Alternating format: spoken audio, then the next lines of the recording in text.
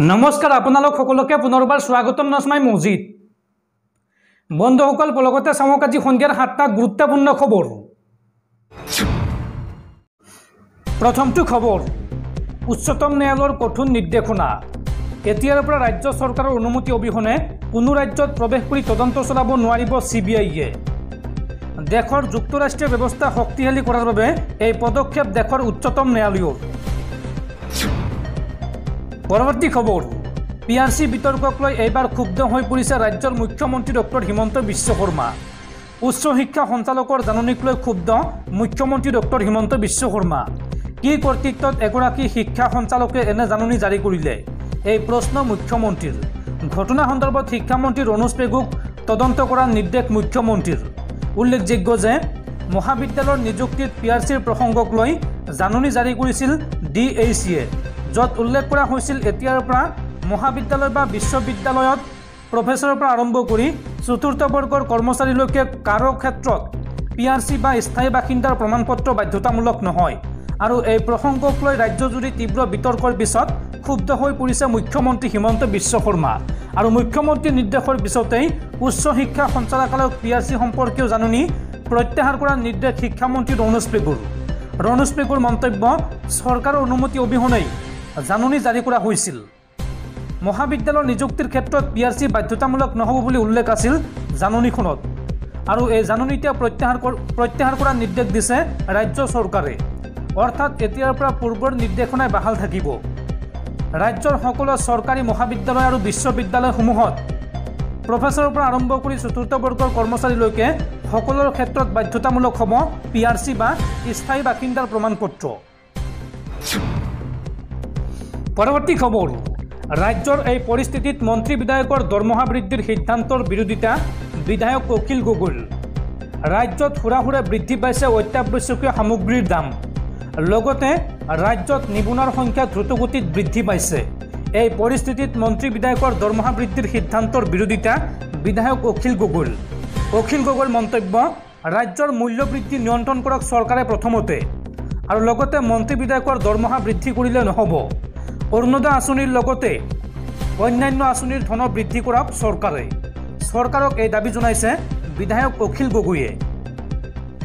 দৰ্শকসকল আৰু বহুত গুৰুত্বপূৰ্ণ খবৰ আছে। তাৰ আগতে আপোনাক জনাও যে যদি আপুনি এতিয়ালৈকে এইটো ভিডিঅ'ত লাইক কৰা নাই তেন্তে এতিয়াই ভিডিঅ'টোত লাইক কৰি দিয়ক। আৰু এনেকুৱা ধৰণৰ ভিডিঅ'সমূহ নিতৌ চাবলৈ চেনেলটো ছাবস্ক্ৰাইব কৰি কাষত থকা বেল আইকনটো প্ৰেছ কৰি ৰাখক।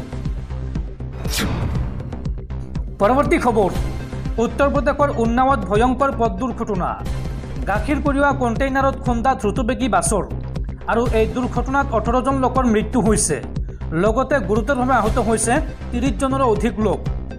बिहारर পৰা दिल्ली अभिमुखी आसिल এই दुर्घटनाग्रस्त बासখন।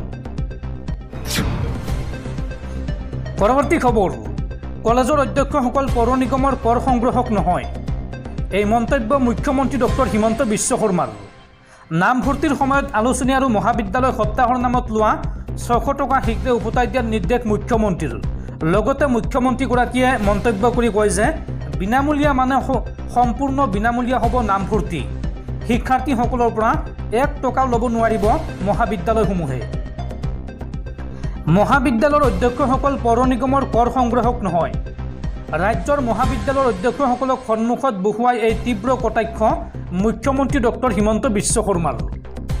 আজি गुवाहाटीर लोकसेवा भवनत अनुष्ठित हुआ प्रज्ञान भारती आँचनिर धन वितरणर अनुष्ठानत महाविद्यालयসমূहत शिक्षार्थीर नामभर्ती सम्पूर्ण बिनामूल्य करार सन्दर्भत बक्तव्य प्रदान करे मुख्यमंत्रीये। मुख्यमंत्री डॉक्टर हिमंत विश्व शर्माय आलोचनी और कलेज सप्ताहर नामत शिक्षार्थीर পৰা 600 टकाকৈ धन संग्रह करार सन्दर्भत अध्यक्षসকলক সকিয়নি प्रदान करिছে। তেওঁ মহাবিদ্যালয়সমূহত শিক্ষাৰ্থীৰ নামভৰ্তি বিনামূলীয়া মানে সম্পূৰ্ণ বিনামূলীয়া হ'ব লাগিব বুলিও লগতে কয়।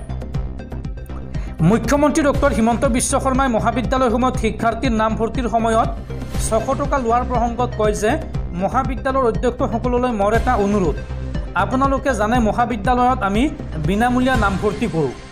তাৰ পাছত আমি শিক্ষাৰ্থীৰ লগত কিয় যুঁজ বাগৰ কৰি থাকিব লাগে আৰু এটা 600 টকা কিয় শিক্ষাৰ্থীৰ পৰা ল'ব লাগে। লাগিলে সেই 600 টকা মোক খুজক।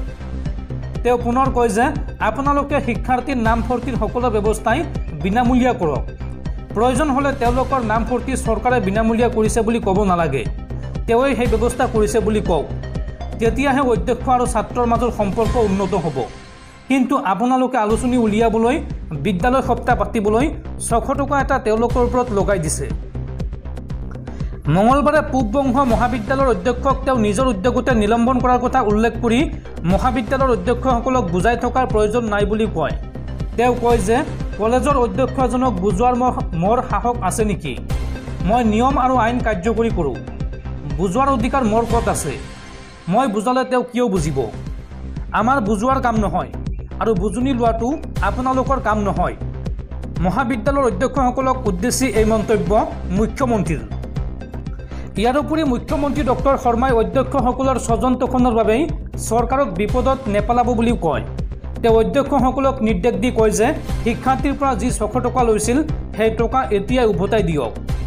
বিনামূলীয়া নামভৰ্তিৰ পইচাও আমি আপোনালোকক 30 ছেপ্টেম্বৰৰ ভিতৰত মোকলাই দিম। শিক্ষাৰ্থীৰ পৰা কোনো কাৰণতে পইচা নল'ব। তেওঁ শিক্ষাৰ্থীৰ পৰা সৰস্বতী পূজাৰো মাচুল নল'বলৈ অধ্যক্ষসকলক নিৰ্দেশ প্ৰদান কৰে।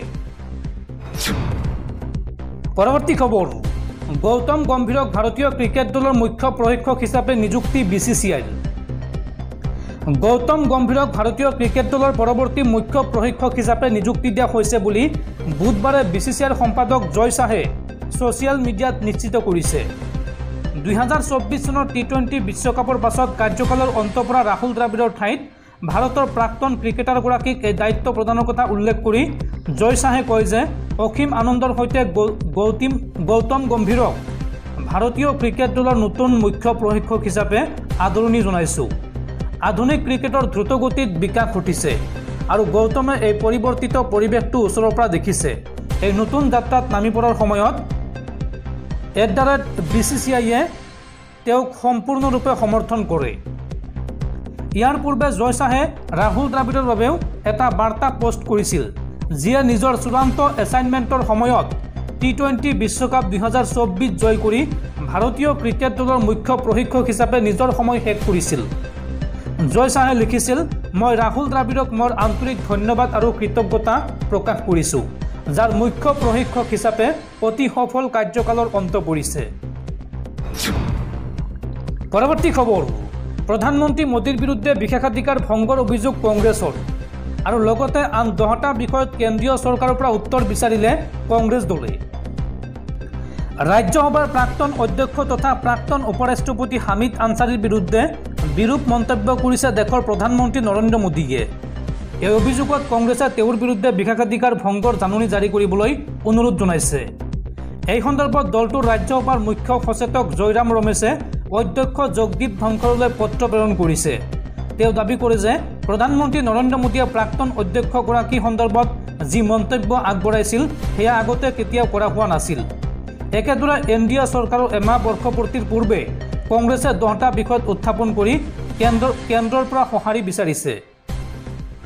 অধ্যক্ষলৈ লিখা পত্ৰখনত জয়ৰাম ৰমেশে উল্লেখ কৰিছে যে মই প্ৰধানমন্ত্ৰী নৰেন্দ্ৰ মোদীক বিশেষাধিকাৰ ভংগৰ অভিযোগ উত্থাপন কৰিছোঁ।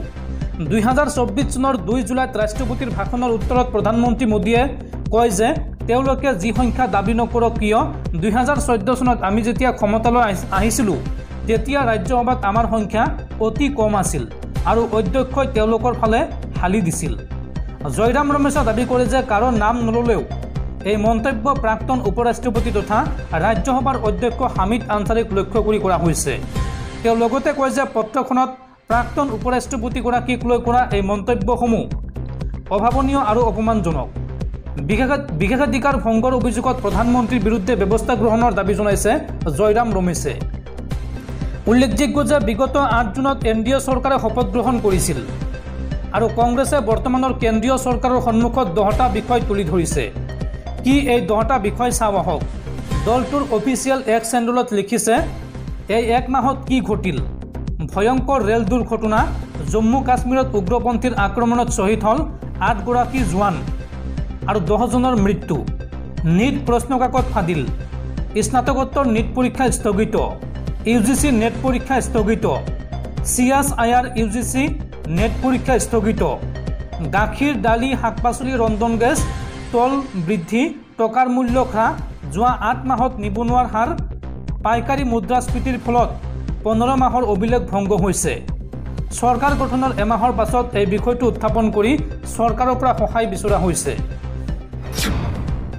পৰৱৰ্তী খবৰ, পুনৰ বিপদত পৰিছে বাবা ৰামদেৱ। ৰামদেৱৰ পতঞ্জলিৰ 14টা সামগ্ৰীৰ বিজ্ঞাপন চলাবলৈ দিয়া নহ'ব।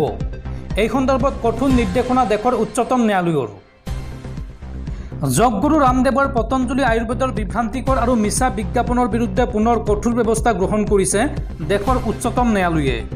মঙলবাৰে উচ্চতম ন্যায়ালয়ে এক নিৰ্দেশ দিয়ে যে উত্তৰাখণ্ড চৰকাৰৰ অনুজ্ঞাপত্ৰ বিভাগে পতঞ্জলিৰ 14টা সামগ্ৰীৰ উৎপাদন বন্ধ কৰিবলৈ তৎক্ষণাত ডিজিটেল মিডিয়া, ছ'চিয়েল মিডিয়া আৰু অন্যান্য মাধ্যমৰ পৰা তেওঁলোকৰ বিজ্ঞাপন আঁতৰাবলৈ নিৰ্দেশ দিয়ে। ন্যায়াধীশ হিমা কোহলি আৰু ন্যায়াধীশ সন্দীপ মেহতাৰে গঠিত উচ্চতম ন্যায়ালয়ৰ বিচাৰপীঠে ভাৰতীয় চিকিৎসা সংস্থা চমুকৈ IMA প্ৰবঞ্চনামূলক বিজ্ঞাপন প্ৰত্যাহাৰ সন্দৰ্ভত সমগ্ৰ বিষয়টো নিৰীক্ষণৰ দায়িত্ব অৰ্পণ কৰিছে। প্ৰসংগক্ৰমে IMA পতঞ্জলিৰ বিৰুদ্ধে বিভ্ৰান্তিকৰ বিজ্ঞাপনৰ বাবে গোচৰ ৰুজু কৰিছিল।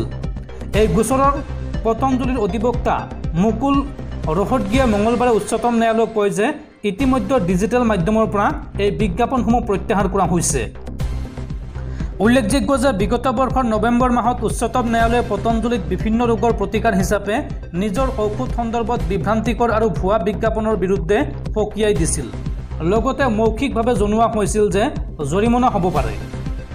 সেই গোচৰত চলিত বৰ্ষৰ ফেব্ৰুৱাৰী মাহত উচ্চতম ন্যায়ালয়ে কেন্দ্ৰক গৰিহণা দিছিল।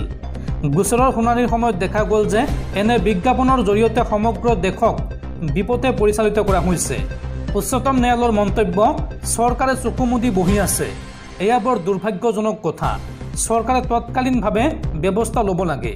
এই মন্তব্য দেশৰ উচ্চতম ন্যায়ালয়ৰ।